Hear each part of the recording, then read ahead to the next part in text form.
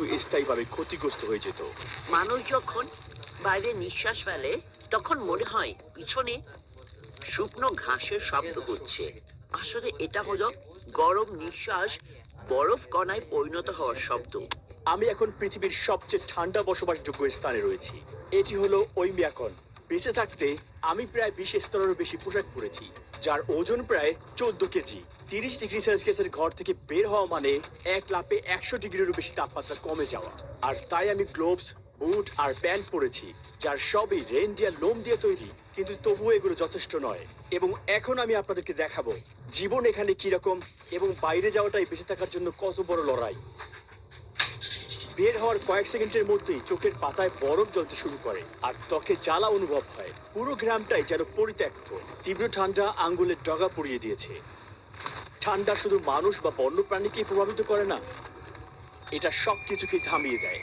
Phone ঠিক মতো কাজ করে না, হঠাৎ করে বন্ধ হয়ে যায়। বাইরে ফেলে রাখা গাড়ি কয়েক ঘন্টার মধ্যে জমে যায়। মাটি সবসময় বরফে ঢাকা থাকায় এখানে কোনো ফলমূল বা সবজি জন্মায় না। আমরা মস্কো থেকে প্লেনে উঠে 7 ঘন্টা পূর্ব দিকে উড়ে যাই ইয়াকুৎস্কে। সেখান থেকে শুরু হয় 18 ঘন্টার 900 কিলোমিটার দীর্ঘ সড়ক যাত্রা। এখন রাত 2টা। অবশেষে আমরা পৌঁছেছি পৃথিবীর সবচেয়ে ঠান্ডা গ্রামে। থার্মোমিটার দেখাচ্ছে -7.5 ডিগ্রি সেলসিয়াস। গাড়ি থেকে নামার মুহূর্তে মনে হলো আমরা যেন কোনো ভিন্ন গ্রহে এসে পৌঁছেছি। নাকের লোম পর্যন্ত জমে গিয়েছিল আর তাই প্রতি নিঃশ্বাসে খোঁচা অনুভব হচ্ছিল। শুষ্ক বাতাসে হঠাৎ করে প্রবল কাশি ওঠে, যেন থামছেই না। ওইমিয়াকন গ্রামে প্রায় 800 জন মানুষ 1.5 বর্গ কিলোমিটার এলাকা জুড়ে বসবাস করছেন। এখান থেকে বাইরে কাউকে দেখা প্রায় অসম্ভব। মনে হচ্ছে যেন সময়টাই এখানে থেমে গিয়েছে। এখানে প্রচন্ড ঠান্ডা। প্রায় 15 মিনিট ধরে হাঁটছি। দেখতে পাচ্ছেন আমার বন্ধুর চোখের পাতাগুলো বরফে জমে আছে। এছাড়াও দেখতে পাচ্ছেন তার উপরের ঠোঁটে একটি বড় বরফের ফোঁটা জমে আছে। ওইমিয়াকন আমাদের ভূমি পাহাড় দিয়ে ঘেরা। এখানে অসম্ভব রকমের ঠান্ডা পড়ে। তাপমাত্রা নেমে যায় -63 বা এমনকি -64 ডিগ্রি সেলসিয়াসে। যেহেতু ওইমিয়াকন একটি উপত্যকার মাঝে অবস্থিত, এখানে বাতাসের চলাচল কম। ঠান্ডা একবার জমে গেলে সেটা নড়ে না, ঠিক সেখানেই থেকে যায়। এই এলাকায় মাটির নিচের স্তর সারা বছর বরফে জমে থাকে। এই বরফের স্তরকে বলা হয় পার্মাফ্রস্ট, আর এটি 100 মিটার দীর্ঘায়িত হতে পারে। এই চরম ঠান্ডায় টিকে থাকতে গ্রামের মানুষরা একটি কেন্দ্রীয় হিটিং সিস্টেম গড়ে তুলেছেন। একটি মাত্র কয়লা চালিত বয়লার থেকে পাইপের মাধ্যমে বেশিরভাগ এলাকায় পৌঁছে দেওয়া হয় তাপ। এই ব্যবস্থাটি এক মুহূর্তের জন্য বন্ধ হওয়া চলবে না। এখানকার বাড়ির ভেতরের গঠন সাধারণ গ্রামীণ বাড়ি থেকে সম্পূর্ণ ভিন্ন। পুরো বাড়ি গরম রাখতে কেন্দ্রীয় বয়লার সাথে সংযুক্ত পাইপগুলো ঘরের মধ্য দিয়ে চলে যায়। প্রথমে মোটা কাঠের বিম দিয়ে সমতল একটি ভিত্তি বানানো হয়, আর এর উপর বসানো হয় মূল কাঠের গাঁথুনি। এরপরে দেওয়া হয় 30 সেন্টিমিটারের পুরুত্বের একটি সাব ফ্লোর। এরপরে ইনসুলেশন এবং সবশেষে মেঝে। প্রতিটি দেয়াল 7 স্তরের উপাদান দিয়ে তৈরি। বাইরে থাকে কাঠ, এরপরে প্রধান ইনসুলেশনের বাধা হিসেবে থাকে বসাল্ট লোম, এরপরে প্লাস্টার, মেস, ফোম ইনসুলেশন, আরো এক স্তরের প্লাস্টার এবং সবশেষে ভিতরে কাঠের প্যানেল থাকে। জানালাগুলি 3 স্তরের কাচের, যা এই প্রচন্ড ঠান্ডা থেকে রক্ষা করার জন্য অত্যন্ত গুরুত্বপূর্ণ। ছাদের ভিতরে ইনসুলেশনের জন্য ব্যবহৃত হয় সরাস্ট এবং মাটি। হিটিং সিস্টেমের সাথে এই ব্যবস্থা ঘরকে গরম রাখে। প্রতিটি বাড়িতে প্রবেশপথের প্রথম ঘরটিকে ইচ্ছাকৃতভাবেই ঠান্ডা রাখা হয়। আমরা সামনের ঘরেই সবকিছু জমাট বাঁধিয়ে রাখি। এই ফ্রিজটি দেখো, একেবারেই প্রাকৃতিক। এখানে আমি দুধ আর মাংস জমিয়ে রাখি, ঠান্ডায় সংরক্ষণ করি। আপনারা নিশ্চয়ই দেখছেন প্রবেশপথের এই প্রথম দুটি ঘর ব্যবহার করা হয় জিনিসপত্র মজুত রাখার জন্য এবং প্রাকৃতিক ফ্রিজ হিসেবে। এছাড়াও এই ঘরগুলো ভিতরের অংশকে সুরক্ষিত রাখতে বাফার হিসেবে কাজ করে। আপনারা দেখতে পাচ্ছেন ঘরের এই উপরের অংশগুলো বরফে আচ্ছন্ন হয়ে আছে, বিশেষ করে ছাদ। ওইমিয়াকনের দিনটা শুরু হয় খুব ভোরে। ইবদকিয়া এরই মধ্যে চলে গেছেন গবাদি পশুর খামারে। এখানকার খামারিরা ফ্রস্ট বাইট থেকে সংবেদনশীল টিস্যুগুলোকে রক্ষা করতে গরুগুলোকে কাপড় দিয়ে এভাবে মুড়ে রাখেন। এখন আর ওলান জমে যাওয়ার ঝুঁকি নেই, কিন্তু একবার দুধ বের হতে শুরু করলে তখন আমাদের খুব সাবধান থাকতে হবে। ওইমিয়াকনের প্রচন্ড ঠান্ডার কারণে ভবনে পানি সরবরাহের কোনো পাইপ নেই, থাকলে সঙ্গে সঙ্গে জমে যেত। তাই গরুগুলোকে প্রতিদিন প্রচন্ড ঠান্ডায় নদীতে গিয়ে পানি পান করতে হয়। একের পর এক গরুগুলো ঠান্ডার নরকে পা রাখছে, কারণ তারা জানে দেরি হলেই অসহনীয় হয়ে উঠবে এই ঠান্ডা। তাদের শরীরের লোম সঙ্গে সঙ্গে বরফে জমে শক্ত হয়ে যায়। নদীর এই অংশটুকু বরফে জমে না, কারণ এটি পাহাড় থেকে আসা সতেজ পানির ধারা।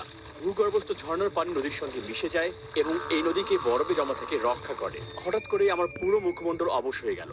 পা পাশে পেশি আমি নাড়াতে পারছিলাম না, যেন মুখে প্যারালাইসিস হয়েছে। এবদোকিয়া খেয়াল করছিল ইতিমধ্যে আমার নাকও জমতে শুরু করেছে। এটা কি ফ্রস্ট বাইট? হ্যাঁ, অবশ্যই। ঠান্ডা রক্তনালীকে সংকুচিত করে এবং ধীরে ধীরে রক্ত সঞ্চালন কমে যায়। যথেষ্ট উষ্ণতা না পেলে প্রতিটি কোষের ভেতরের পানি বরফ কণায় পরিণত হয়, ফলে কোষ ফেটে যায়, তীক্ষ্ণ ব্যথা অনুভূত হয় এবং টিস্যু মারা যেতে শুরু করে। তোমার মুখ ঢেকে রাখতে হবে। এইভাবে মুখ ঢেকে হাঁটো। সাবধানে থেকো, না হলে এটা কালো হয়ে যেতে পারে। এই মুহূর্ত থেকে ডকুমেন্টারি শুটিং শেষ হওয়া পর্যন্ত আমি আর একটা 10 মিনিটের বেশি সময় ধরে বাইরে থাকতে পারবো না। তা না হলে ফ্রস্ট বাইটে আক্রান্ত হওয়া আমার নাক আরো খারাপের দিকে যাবে। ডকুমেন্টারির অগ্রগতির সঙ্গে সঙ্গে এখানে তাপমাত্রা আরো কমতে শুরু করেছে, কিন্তু তারপরও আমরা দেখাবো বেঁচে থাকতে এখানে কি পরিমাণ যুদ্ধ করতে হয়। এই না ওষুধ, এটা হলো অ্যালোভেরা আর শুধু অ্যালকোহল। এমন ভাবে ভিজিয়ে নিতে হয়, তারপর যেখানে জমে গেছে সেখানে লাগাতে হয়। আর ঘুষবে না, ঠিক আছে?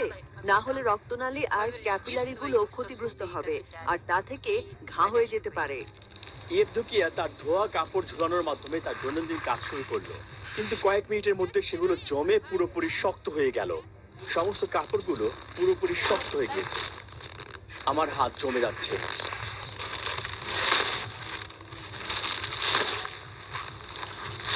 এরপরে সে খামারের দিকে গেল গরু থেকে দুধ সংগ্রহের জন্য। আমি ইয়াকুত জাতের গরু পালন করি, কারণ এরা খুব উন্নত মানের দুধ দেয়। এতে চর্বির পরিমাণ 7 থেকে 8% পর্যন্ত হয়। যেমনটা আপনারা দেখতে পাচ্ছেন, উপরের ছাদে কিছু বরফ এবং তুষার জমে আছে, কিন্তু ভেতরটা বেশ উষ্ণ, আর এই পাশগুলো বরফে জমে আছে। আপনারা দেখতে পাচ্ছেন ছাদ থেকে কিছু বরফের অংশ নিচে পড়েছে, এটা বাতাসের আর্দ্রতার কারণে।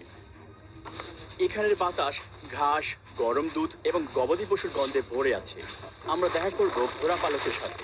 এখন যাচ্ছি ইয়াকুতি বন্য ঘোড়াগুলোকে তাদের প্রাকৃতিক পরিবেশে দেখার জন্য। মিখাইল, রুহি, এইগুলোই ইয়াকুত ঘোড়া। এখানকার পরিবেশ এতটাই কঠিন যে শুধুমাত্র এরাই নিজেদের মানিয়ে নিতে পেরেছে।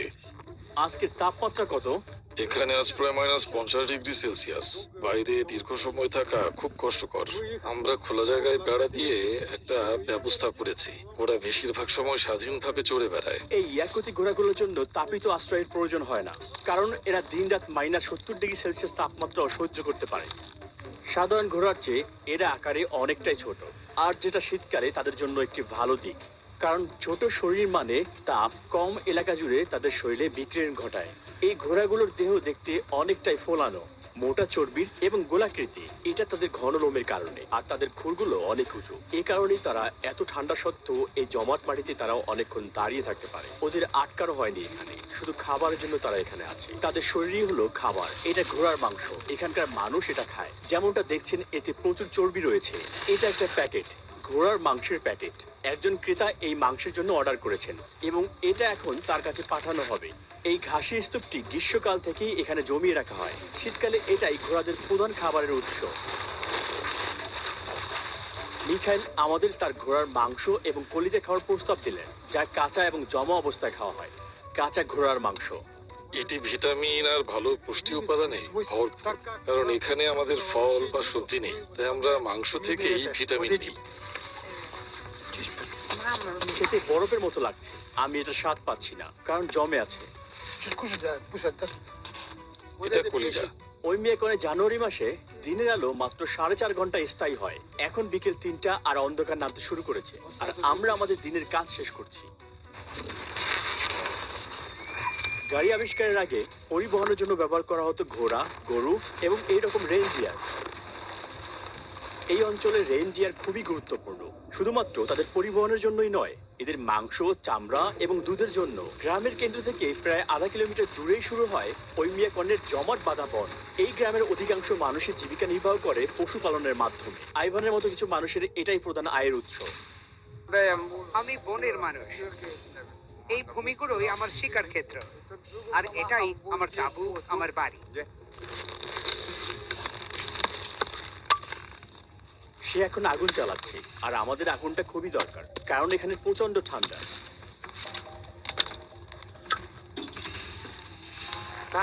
আমাদের অবশ্যই নির্দিষ্ট পথেই হাঁটতে হবে। নিচের বরফ অনেক পাতলা। আমরা জমে যাওয়া নদীর দিকে এগিয়ে গেলাম। সেখানে সে আগের দিন একটি মাছ ধরার জাল পেতে রেখেছিল। আইভান ক্যামেরাম্যানকে সতর্ক করলো, কারণ সে ফাটল ধরা বরফের উপর পা রাখছিল। একটা ভুল পদক্ষেপে সে পানিতে পড়ে যেতে পারত এবং ভিজে যেত। শীতকালে যখন তাপমাত্রা ঠিক এমনই থাকতো, তখন আমার বাবা ঘোড়ায় চড়ে বনের মধ্যে ঘুরে বেড়াতেন। সে বরফ ভেঙে পড়ে গিয়েছিল, আর সঙ্গে সঙ্গে তার শরীর জমে যেতে শুরু করে। কাছাকাছি কোথাও কোনো উষ্ণ আশ্রয় নেই, আর কারো সাহায্য পাওয়ার কোনো সুযোগ নেই। বুঝতে পেরে সে নিজেই সিদ্ধান্ত নিয়েছিল নিজেকে গুলি করা, যেন ধীরে ধীরে কষ্টকর ভাবে মারা যেতে না হয়। দৌড়াও দৌড়াও, ল্যান্সে কিছু পানি ছিটকে পড়েছে। ও খোদা, এটা তো ইতিমধ্যেই জমে গিয়েছে। এই তাপমাত্রায় আমাদের গ্যাজেটস নিয়ে কাজ করতে সত্যি ঝামেলায় পড়েছিলাম। এই জমে যাওয়া লেন্সটি অযোগ্য হয়ে পড়েছে, আর এটাকে এখন ফেলে দিতে হবে। মাছ ধরার জালটি তুলতে সে ছোট্ট একটি বেলচা দিয়ে গর্ত থেকে বরফ সরাচ্ছে। মাছটি বাতাসের সংস্পর্শে আসার পর মাত্র কয়েক সেকেন্ডের মধ্যেই মারা যায়। জলটি ছিল উষ্ণ, কিন্তু এখন পৃষ্ঠে এই মাছটি স্তম্ভিত অবস্থায় আছে, জমে শক্ত হয়ে গিয়েছে। সে হাত দিয়ে ঘষে মাছটিকে গরম করছে, যাতে খুব সহজে সে মাছটিকে কাটতে পারে। সে সাবধানে মাছটিকে কেটে পাতলা পাতলা টুকরো করছে। এটি জমে যাওয়া একটি কাঁচা বন্য মাছ। জমে গেলে মনে হয় যেন তুমি বরফ খাচ্ছ। তোমাদের মাছ খেতে হবে লবণ দিয়ে। শীতকালে মাছ ভিটামিনে ভরপুর থাকে। তাঁবুর ভিতরের অংশটা কিছুটা উষ্ণ, কিন্তু দেখুন এই বাইরের অংশ জমে গিয়েছে। সে এখন আগুন জ্বালাচ্ছে এবং কিছু মাছ প্রকৃতিকে উৎসর্গ করছে। হে প্রকৃতির আত্মা, আমাদের উপহার গ্রহণ করুন, আমাদের সফল স্বীকার করে দিন, এবং আপনার ভূমির সমৃদ্ধি আমাদের দান করুন। তার বিশ্বাস অনুযায়ী তাকে শিকারের আত্মাকে সন্তুষ্ট রাখতে হয়, তা না হলে পরের বার শিকারে তাকে খালি হাতে ফিরতে হতে পারে। আমরা এখন বনের গভীরে যাচ্ছি। আইভান বড় কিছু শিকার করতে চায়। দেখে মনে হচ্ছে এখান থেকে কিছু একটা হেঁটে গিয়েছে। পায়ের ছাপ এবং ছোট ছোট প্রস্রাবের দাগও রয়েছে। দেখো, রো হরিণের পায়ের ছাপ। আমরা কাছাকাছি চলে এসেছি। 10 মিনিটের বেশি সময় ধরে বাইরে থাকায় আমার নাক অবশ হতে শুরু করেছে। আমাকে আরো বেশি সাবধানে থাকতে হবে। আমি আমার নাক অনুভব করতে পারছি না। ওই দিক থেকে এটা বনের দিকে দৌড়ে গিয়েছে। ঠিক এখানেই আমি ভাত বসাবো। সে বড় কোনো পশু ধরার আশা করছে। শিকারী জানে পশুটি প্রতিদিন এই একই পথে চলে, তাই সে ফাঁদটি তার পায়ের ছাপের উপর রেখেছে।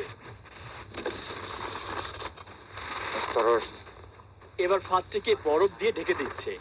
ট্রেসগুলোকে মুছে ফেলতে সে কুকুরের লেজ ব্যবহার করছে। সে কি ধরতে চলেছে এটা দেখতে আমরা 2 দিন পরে এখানে আবার ফিরে আসব। যাওয়ার আগে আইভান গতকালকের ফাঁদটি দেখতে চায়। সে সাবধানে এলাকাটি পর্যবেক্ষণ করছে। এখানে সবকিছু যেন আমার কাছে একটা বইয়ের মতো। যখন বরফ পড়ে আমি পশুদের পায়ের ছাপ দেখে কতগুলো পশু আছে সেটা বুঝে ফেলি। আমি ইতিমধ্যে জানি এই এলাকায় কতগুলো পশু বাস করে। সাকারা হলো তুর্কি জাতি, যারা মধ্য এশিয়া থেকে এসেছে, আর আমি তুরস্ক থেকে।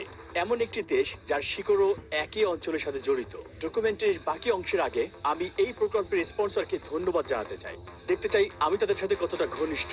আমি এই প্রকল্পের স্পন্সর মাই হেরিটেজ থেকে একটি হোম ডিএনএ টেস্টিং কিট পেয়েছি, যার মাধ্যমে আমার প্রকৃত জাতিগত পরিচয় জানা যাবে। এটা ব্যবহার খুবই সহজ। কিটের সাথেই একটি সোয়াব আছে। আমাকে শুধুমাত্র এটি 1 মিনিট যাবত গালের সাথে ঘষতে হবে। তারপর আমি এটাকে শিশিতে রাখবো, কালো রেখা বরাবর ছিঁড়ে ফেলবো। এরপরে সবকিছু ভালোভাবে প্যাক করব এবং রিটার্ন ঠিকানায় পাঠিয়ে দেব। 4 সপ্তাহ পরে আমার ফলাফল আসবে এবং শিকড় জানতে আমি আগ্রহের সাথে অপেক্ষা করছি। অবশেষে সেই প্রতীক্ষিত সময় এসেছে। মাই হেরিটেজ থেকে ইমেল পেয়েছি। চলুন দেখি আমার ডিএনএ কি বলে। সত্যি বলতে এটার ফলাফল নিয়ে আমার একদমই কোনো ধারণা নেই। 47.3% গ্রিক এবং আলবেনিয়ান। এটা প্রায় অর্ধেক। আমি সবসময় শুনতাম আমার দাদি ছিল আলবেনিয়ান। এখন না কোনো সন্দেহ রইল না। তাছাড়া এটার 40.5% তুর্কির এবং 4.7% দক্ষিণ ইতালির। আমার শিকড় ছড়িয়ে আছে মধ্য এশিয়া পর্যন্ত, যা 3.4%। আর এখান থেকেই তুর্কি জাতির মূল উৎপত্তি। এরপর আরো কিছু অন্যান্য জাতির সংমিশ্রণ রয়েছে। এমনকি মাই হেরিটেজ এটাও দেখতে পারে যে আমার তুর্কির পূর্বপুরুষরা কোন নির্দিষ্ট জায়গা থেকে এসেছিলেন। এখানে ক্লিক করলেই আমার ডিএনএ ম্যাচগুলো দেখতে পারি। এই ব্যক্তিটি আমার ডিএনএর 4% শেয়ার করেন। আমি তাকে চিনি না, কিন্তু তাকে আমার বাবা বা মায়ের ফার্স্ট কাজিন হিসেবে দেখাচ্ছে। আমার আরো দ্বিতীয় এবং তৃতীয় কাজিন রয়েছে এখানে। প্রায় 1600-এরও বেশি ডিএনএ আত্মীয়। এসব জানতে পারাটা ছিল অসাধারণ অভিজ্ঞতা। ভিডিওতে স্পন্সর করার জন্য মাই হেরিটেজকে অনেক ধন্যবাদ। যদি নিজের জাতিগত পরিচয় জানতে চান, ডিসক্রিপশন বক্সে থাকা লিঙ্কটি ক্লিক করুন অথবা কিউআর কোড স্ক্যান করুন। রুহি 29 কোডটি ব্যবহার করলেই মাত্র $29, ইউরো বা পাউন্ডে ডিএনএ কিটটি পেয়ে যাবেন। বিশাল 67% ছাড়, যা এখন পর্যন্ত সবচেয়ে কম দাম। তুর্কি, ব্রাজিল ও ফ্রান্স ছাড়া ডিএনএ কিট সারা বিশ্বে পাঠানো হয়। তবে সবাই মাই হেরিটেজ ফ্যামিলি ট্রি ফিচারটি ব্যবহার করে নিজের বংশ পরিচয় তৈরি এবং ট্র্যাক করতে পারেন। সঙ্গে রয়েছে 14 দিনের ফ্রি ট্রায়াল। মাই হেরিটেজ আপনার ট্রিটিকে 34 মিলিয়ন রেকর্ড এবং মিলিয়ন মিলিয়ন পারিবারিক ট্রির সঙ্গে মিলিয়ে আপনাকে নতুন তথ্য জানায়। চলুন আবার ভিডিওতে ফিরে যাই। এই তো পেয়ে গেছি। বরফের উপর পড়ে আছে খুবই সহজ একটি শিকার। একটি খরগোশ পেলাম। এটা আকারে খুবই বড়, মনে হচ্ছে সবাই মিলে খুব ভালোভাবে খেতে পারবো। শিকারীর ফাঁদে আটকা পড়ে এটা মারা যায়নি, বরফের অতিরিক্ত ঠান্ডায় এটাকে মেরে ফেলেছে। তার মানে প্রকৃতির সাথে এখানে কোনো রসিকতা চলে না। এই ফাঁদটা আজকের ফাঁদ থেকে অনেক ছোট ছিল। পরবর্তী শিকার কি হবে এটা ভেবে আমি খুবই আগ্রহী। আপাতত আজ রাতে মাংস রান্না হবে। ওয়াইমিয়াকনে প্রচুর খরগোশ রয়েছে। যুদ্ধের সময় খরগোশ শিকার করে আমাদের মানুষগুলো টিকেছিল। তামারা খরগোশ রান্না করে তার বাড়িতে ডিনার টেবিল সাজিয়েছেন আমাদের জন্য। মাংসে কোনো চর্বি নেই, খুবই পাতলা এবং শুষ্ক ধরনের। পরবর্তী দৃশ্য ধারণ করা ছিল খুবই কঠিন কাজ। রাশিয়ান গ্রামীণ জীবনের উপর ভিত্তি করে নির্মিত ইউটিউব চ্যানেল দ্য আলিঙ্গাপসের সাহায্যে তা আমরা সম্ভব করতে পেরেছি। ভোরের আলো ফোটার সঙ্গে সঙ্গে আমরা বাড়ির কাছাকাছি কিছু অপ্রত্যাশিত জিনিস দেখেছি। একটি বিশাল সাপের ভাস্কর্য। এটি সম্পূর্ণ গরুর বজ্র দিয়ে তৈরি, ওজন 360 কেজিরও বেশি এবং বানিয়েছেন একজন স্থানীয় কৃষক। এখানে পাইপলাইনের মতো সাধারণ পানি সরবরাহ ব্যবস্থা নেই। পানির পাইপে পানি দিলে তা সঙ্গে সঙ্গে জমে যাবে। এর পরিবর্তে এখানকার বাসিন্দারা ট্যাঙ্কের মাধ্যমে ব্যবহৃত পানি সংরক্ষণ করে রাখে। সেই পানি দিয়ে হাত ধোয়া বা অন্যান্য দৈনন্দিন কাজ সম্পন্ন করে। আমাদের সিঙ্কটা পুরনো, নিচে একটা বালতি রাখা থাকে পানি ধারণ করার জন্য। যখন বালতিটা ভরে যায় তখন আমরা সেটা বাইরে নিয়ে গিয়ে ফেলে দিই। এছাড়া এখানে পানির পাইপলাইন না থাকার কারণে ঘরের ভিতর কোনো শাওয়ার বা টয়লেট থাকে না।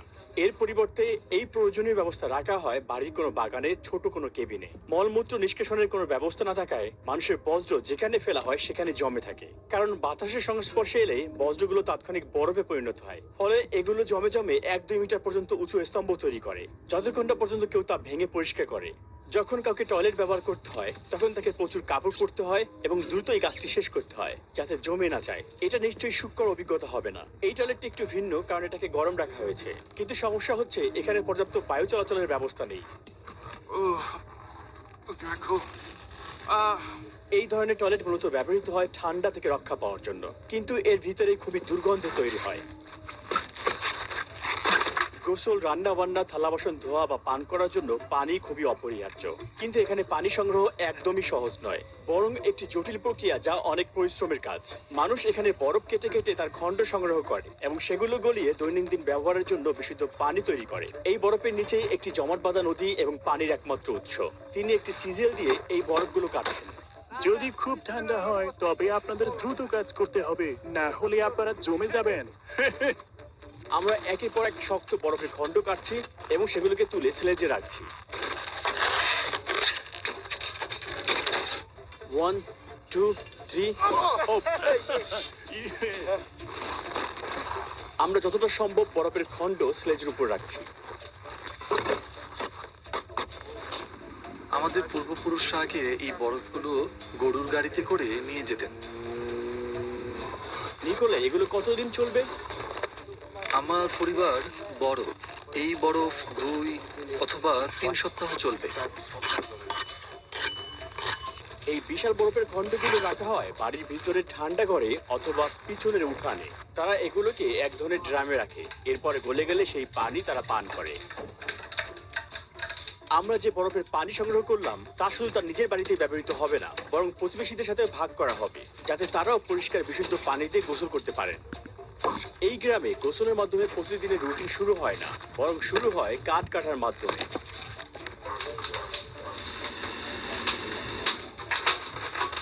ছেলেটি নিকোলের দেয়া একটি বড় বরফের টুকরো নিচ্ছে এবং সেটাকে ভিতরে নিয়ে আসছে।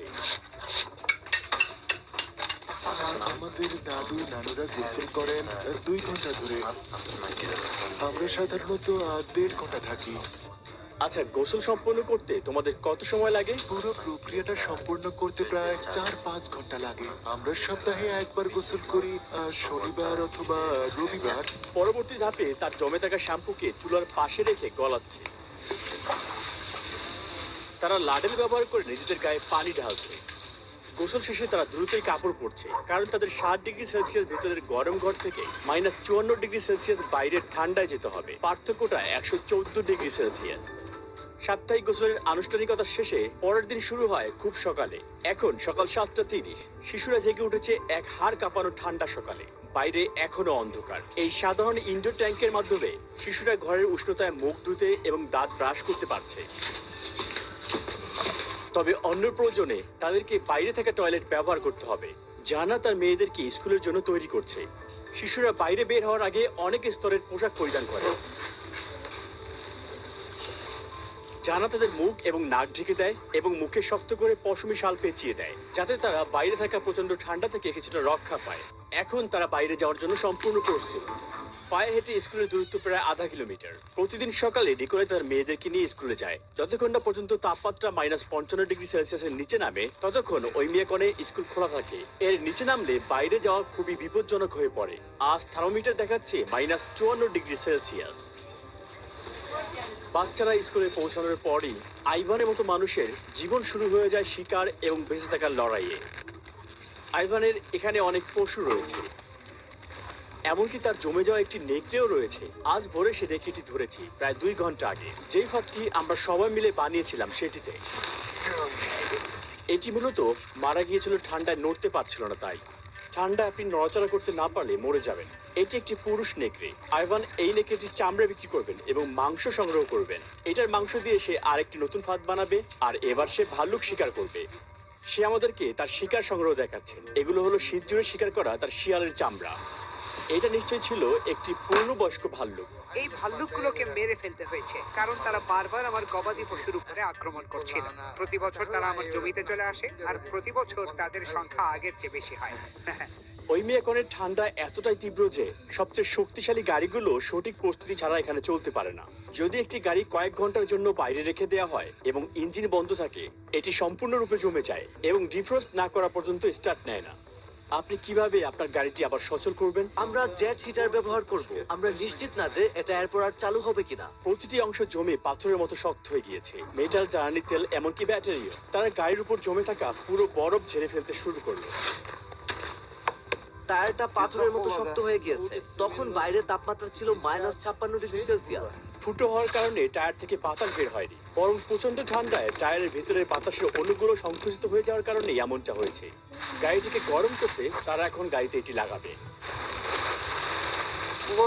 আমরা চেষ্টা করি যতটা সম্ভব ভালোভাবে ঢেকে রাখতে, যাতে গরম বাতাস বাইরে না চলে যায়, বরং ভেতরে থাকে।